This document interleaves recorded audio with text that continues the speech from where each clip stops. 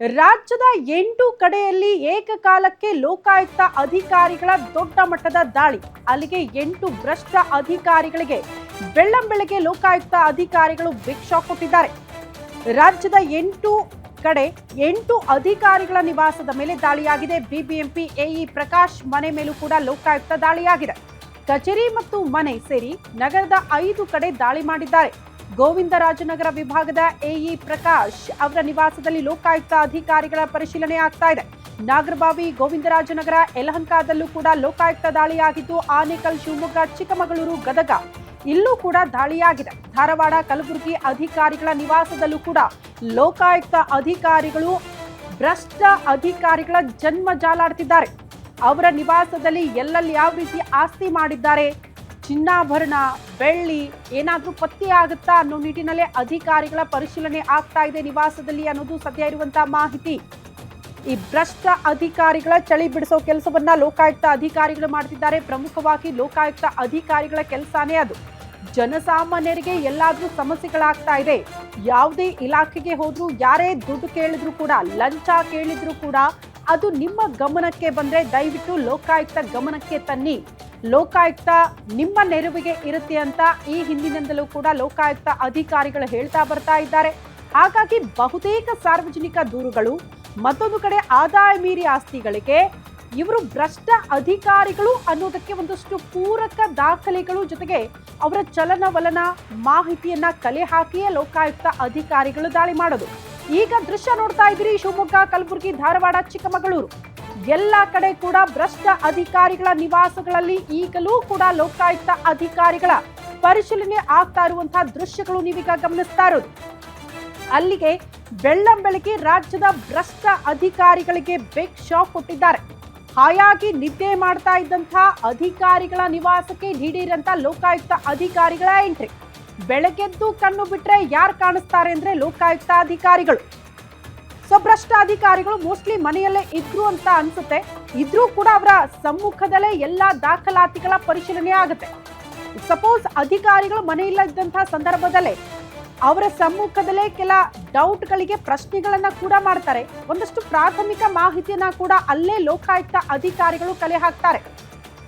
But ಬಹುತೇಕ ಸಾರ್ವಜನಿಕರು ಪ್ರಶ್ನೆ ಮಾಡ್ತಾರೆ, ಬಿಡಿ ಮಾಧ್ಯಮಗಳಲ್ಲಿ ಐಟಿ ದಾಳಿ ಆಯ್ತು, ಲೋಕಾಯುಕ್ತ ದಾಳಿ ಆಯ್ತು, ಆ ಭ್ರಷ್ಟರ ಜನ್ಮ ಜಾಲ ಆಡಿದ್ರು, ಅಷ್ಟು ದುಡ್ಡು ಸಿಕ್ತು, ಇಷ್ಟು ಕೆಜಿ ಬಂಗಾರ ಸಿಕ್ತು, ಬೆಳ್ಳಿ ಸಿಕ್ತು ಅಂತ ದೃಶ್ಯಗಳು ನೋಡ್ತೀವಿ.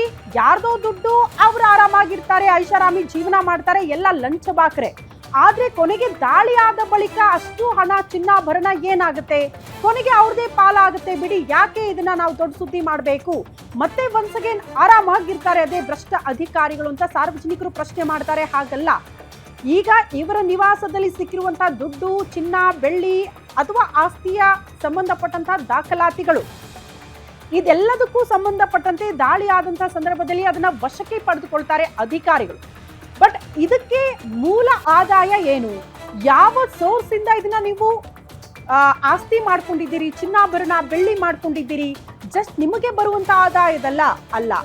ಆದಾಯ ಮೀರಿ ಆಸ್ತಿ ಗಳಿಕೆ ಆಗಿದ್ರೆ ಅದಕ್ಕೆ ಪೂರಕ ದಾಖಲೆಗಳನ್ನ ಒದಗಿಸಬೇಕಾಗತ್ತೆ. ಇಫ್ ಸಪೋಸ್ ಆ ದಾಖಲೆಗಳನ್ನ ಒದಗಿಸದೆ ಹೋದಲ್ಲಿ, ಆ ಹಣದ ಮೂಲ ಮಾಹಿತಿ ಕೊಡದೆ ಹೋದಲ್ಲಿ, ಆ ಹಣ ಮತ್ತು ಬೆಳ್ಳಿ, ಚಿನ್ನ ಎಲ್ಲವನ್ನ ಕೂಡ ಅಧಿಕಾರಿಗಳು ಸೀಸ್ ಮಾಡ್ಕೊಳ್ತಾರೆ. ಸೊ ಈ ಪ್ರಕ್ರಿಯೆಗಳು ಕೂಡ ಆಗುತ್ತೆ. ಹಾಗಾಗಿ ಒಂದು ಮಟ್ಟಿಗೆ ಈ ಲೋಕಾಯುಕ್ತ, ಐಟಿ ಎಲ್ಲ ಇರೋದ್ರಿಂದ ಭ್ರಷ್ಟ ಅಧಿಕಾರಿಗಳು ತಕ್ಕ ಮಟ್ಟಿಗಾದ್ರೂ ಈ ಲಂಚ ಬಾಕತನ, ಲಂಚ ಅವತಾರ ಸ್ವಲ್ಪ ಮಟ್ಟಿಗೆ ಕಡಿಮೆ ನೋಡೋದಕ್ಕೆ ಸಿಗುತ್ತೆ. ಇದ್ರೂ ಕೂಡ ನೋಡಿ, ಈ ರೀತಿ ಏನಾದ್ರೂ ಆದಾಯ ಮೀರಿ ಆಸ್ತಿ ಗಳಿಕೆ ಮಾಡಿದಾಗ, ಜನರ ದುಡ್ಡನ್ನ ಹೀರಿ ಈ ರೀತಿ ಆಸ್ತಿ ಗಳಿಕೆಗಳಾದಾಗ ಅಲ್ಲಿ ಲೋಕಾಯುಕ್ತ ಅಧಿಕಾರಿಗಳು, ಐಟಿ ಅಧಿಕಾರಿಗಳು ಎಂಟ್ರಿ ಕೊಡ್ತಾರೆ ಅನ್ನುವಂತ ಭಯನಾದ್ರೂ ಇರುತ್ತೆ ಅಂತ ಭ್ರಷ್ಟ ಅಧಿಕಾರಿಗಳಿಗೆ. ಸೊ ಈಗ ಪ್ರಶ್ನೆ ಇರೋದು ಅದೇ, ಸಾಯಂಕಾಲದ ಹೊತ್ತಿಗೆ ಯಾವ್ಯಾವ ಅಧಿಕಾರಿಗಳ ಮನೆಯಲ್ಲಿ ಎಂತೆಂಥ ದೃಶ್ಯಗಳು ನೋಡೋದಕ್ಕೆ ಸಿಗುತ್ತೆ ಅಂತ. ಯಾಕಂದ್ರೆ ಇಡೀ ರಾಜ್ಯದ ಜನ ಹಲವು ಬಾರಿ ಭ್ರಷ್ಟ ಅಧಿಕಾರಿಗಳ ನಿವಾಸದ ಮೇಲೆ ದಾಳಿ ಆದಾಗ ಕೆಜಿ ಗಟ್ಟಲೆ ಚಿನ್ನ ನೋಡಿದ್ದಾರೆ. ಬೆಡ್ ಕೆಳಗಡೆ, ಬಾತ್ರೂಮ್ ಕೆಳಗಡೆ, ವಾಟರ್ ಪೈಪಲ್ಲಿ ಎಲ್ಲ ಕಡೆ ದುಡ್ಡು ತುಂಬಿರುವಂತಹ ದೃಶ್ಯಗಳನ್ನ ಕೂಡ ರಾಜ್ಯದ ಜನ ನೋಡ್ಬಿಟ್ಟಿದ್ದಾರೆ. ಅಧಿಕಾರಿಗಳು ಬಂದ್ರು ರೇಡ್ ಮಾಡೋದಕ್ಕೆ ಅಂದ ತಕ್ಷಣ ಮನೆಯಲ್ಲಿದ್ದಂತಹ ದುಡ್ಡು, ಚಿನ್ನ ಕೆಳಗಡೆ ಎಸೆದಿರುವಂತಹ ದೃಶ್ಯಗಳನ್ನ ಕೂಡ ರಾಜ್ಯದ ಜನ ನೋಡಿದ್ದಾರೆ.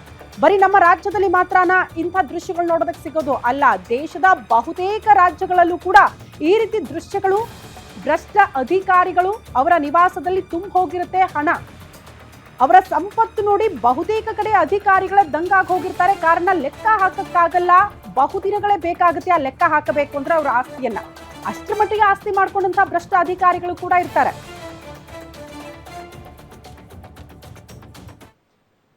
ಒಟ್ನಲ್ಲಿ ಲೋಕಾಯುಕ್ತ ಐಟಿ ಇದೆ ಅನ್ನೋ ಕಾರಣಕ್ಕೆ ಅಟ್ಲೀಸ್ಟ್ ಸಾರ್ವಜನಿಕರು ನಿಟ್ಟುಸಿರು ಬಿಡ್ತಾರೆ. ಈ ರೀತಿ ಲಂಚ ಕೇಳಿದಾಗ ಅವ್ರ ಗಮನಕ್ಕೆ ತರಬಹುದು, ಅಟ್ಲೀಸ್ಟ್ ಹಿಂಗಾದ್ರೂ ಭಯ ಇರುತ್ತೆ ಅಧಿಕಾರಿಗಳಿಗೆ ಅಂತ. ಈ ಬಗ್ಗೆ ಮತ್ತಷ್ಟು ಡೀಟೇಲ್ಸ್ ಅನ್ನ ಪಡ್ಕೊಳ್ಳೋಣ. ನಮ್ಮ ಪ್ರತಿನಿಧಿ ಅಜಯ್ ನೇರ ಸಂಪರ್ಕದಲ್ಲಿ ಜಾಯಿನ್ ಆಗ್ತಿದ್ದಾರೆ. Ajay, good morning. ಬೆಳ್ಳಂಬೆಳಗ್ಗೆ ಭ್ರಷ್ಟ ಅಧಿಕಾರಿಗಳು ಕಣ್ಣು ಬಿಟ್ಟಾಗ ಲೋಕಾಯುಕ್ತ ಅಧಿಕಾರಿಗಳು ಅಲ್ಲಿ ಇದ್ರು ಅಂತ. ಬಟ್ ಬಹುತೇಕ ಅಂದ್ರೆ ಈಗ ದಾಳಿ ಆಗುತ್ತೆ, ಅಲ್ಲಿ ಏನೇನೋ ಪತ್ತೆ ಆಗುತ್ತೆ, ಅದೆಲ್ಲವೂ ಕೂಡ ಒಂದ್ ಕಡೆ. ಎಲ್ಲೆಲ್ಲಿ ದಾಳಿ ಆಯ್ತು ಅದ್ರ ಬಗ್ಗೆ ಮಾಹಿತಿ ಕೊಡಿ. ಜೊತೆಗೆ ಸಾರ್ವಜನಿಕರು ಪ್ರತಿ ಸಲ ಒಂದು ಪ್ರಶ್ನೆ ಕೇಳ್ತಾರ, ದಾಳಿ ಆಯ್ತು, ಹಣ ಸೀಸ್ ಆಯ್ತು, ಅಷ್ಟು ಕೋಟಿ ಪತ್ತೆ ಆಯ್ತು, ಇಷ್ಟು ಕೆಜಿ ಚಿನ್ನ ಸಿಕ್ತು ಅಂತ, ವಾಟ್ ನೆಕ್ಸ್ಟ್, ಏನ್ ಮಾಡ್ತಾರೆ? ಅದ್ರ ಬಗ್ಗೆ ಯಾರು ಕೂಡ ಯಾಕೆ ಗಮನ ಹರಿಸಲ್ಲ ಅನ್ನೋದು ಸಾರ್ವಜನಿಕರ ಪ್ರಶ್ನೆ. ಅದ್ರ ಬಗ್ಗೆ ಡೀಟೇಲ್ಸ್ ಕೊಡೋದಾದ್ರೆ. ಖಂಡಿತವಾಗ್ಲೂ ಶ್ರುತಿ, ಏನಂದ್ರೆ ಈಗಾಗಲೇ ಬೆಳ್ಳಂಬೆಳಗ್ಗೆ ಲೋಕಾಯುಕ್ತ ಅಧಿಕಾರಿಗಳು ಈಗಾಗಲೇ 20ಕ್ಕೂ ಹೆಚ್ಚು ಜನ ಏನು ಲೋಕಾಯುಕ್ತ ಅಧಿಕಾರಿಗಳು ಈಗಾಗಲೇ ರೈಡ್ ಕೂಡ ಮಾಡಿರುವಂಥದ್ದು. ಅದರಲ್ಲೂ ಕೂಡ ಬೆಂಗಳೂರು ನಗರ ಸೇರಿದಂತೆ ಅನೇಕ ಜಿಲ್ಲೆಗಳಲ್ಲೂ ಕೂಡ ಈಗಾಗಲೇ ಲೋಕಾಯುಕ್ತ ಅಧಿಕಾರಿಗಳು ಬೆಳ್ಳಂಗೆಯಿಂದನೂ ಕೂಡ ರೈಡನ್ನು ಶುರು ಮಾಡಿರುವಂಥದ್ದು. ಇನ್ನು ಈ ಒಂದು ರೈಡ್ಗೆ ಪ್ರಮುಖ ಕಾರಣಗಳೇನಂತಂದ್ರೆ ಇಲ್ಲಿ ಏನು ಸಾಕಷ್ಟು ಜನ ಏನು ಲಂಚದ ವಿಚಾರವಾಗಿ ಸಾಕಷ್ಟು ದೂರುಗಳು ಕೂಡ ಲೋಕಾಯುಕ್ತ ಕಚೇರಿಗೂ ಕೂಡ ಬಂದಿರುತ್ತೆ. ಇನ್ನು ಬೆಂಗಳೂರು ಸೇರಿದಂತೆ ಅನೇಕ ಜಿಲ್ಲೆಗಳ ಕೂಡ ಈಗಾಗಲೇ ಬೆಳಗ್ಗೆಯಿಂದನೂ ಕೂಡ ರೈಡ್ ಮುಂದುವರಿಸಿದ್ದಾರೆ.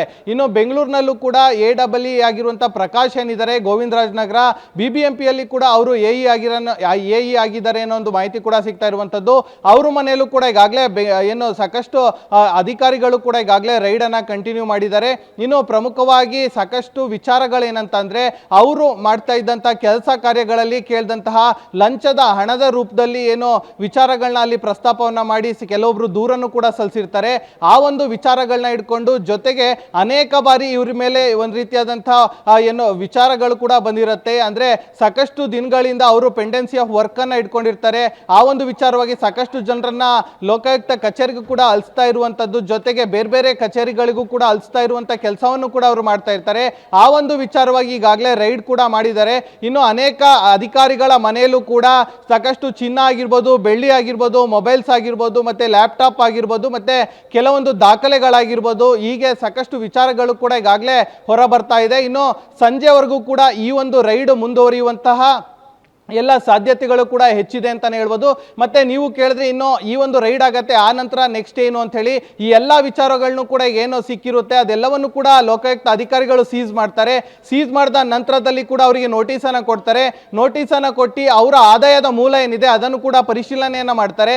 ಪರಿಶೀಲನೆಯನ್ನ ಮಾಡಿ ಆನಂತರ ಅವರಿಗೆ ಯಾವ ರೀತಿಯಾದಂಥ ಕ್ರಮ ತಗೋಬೇಕು ಅಂತಾನು ಕೂಡ ನ್ಯಾಯಾಲಯದ ಮೊರೆ ಕೂಡ ಹೋಗ್ತಾರೆ. ಯಾಕಂದ್ರೆ ಅವರ ಒಂದು ಆದಾಯದ ಮೂಲ ಮತ್ತೆ ಸಿಕ್ಕಿರುವಂತ ಏನು ವಸ್ತುಗಳೇನಿರುತ್ತೆ ಮತ್ತೆ ಚಿರಾಸ್ತಿ ಏನಿರುತ್ತೆ ಅವೆಲ್ಲವನ್ನು ಕೂಡ ಕ್ಯಾಲ್ಕುಲೇಟ್ ಮಾಡ್ತಾರೆ. ಯಾವ ರೀತಿಯಾಗಿ ಇವರು ಇನ್ಕಮ್ ಅನ್ನ ತಗೊಳ್ತಾ ಇದ್ದಾರೆ, ಜೊತೆಗೆ ಇವರ ಸ್ಯಾಲ್ರಿ ಎಷ್ಟಿದೆ, ಹೀಗೆ ಅನೇಕ ವಿಚಾರಗಳನ್ನು ಕೂಡ ಲೋಕಾಯುಕ್ತ ಅಧಿಕಾರಿಗಳು ಏನೋ ಚರ್ಚೆ ಮಾಡ್ತಾರೆ. ಆ ನಂತರ ಸಿಕ್ಕಂತ ವಸ್ತುಗಳನ್ನು ಕೂಡ ಅದರ ಜೊತೆ ಟ್ಯಾಲಿಯನ್ನ ಮಾಡ್ತಾರೆ.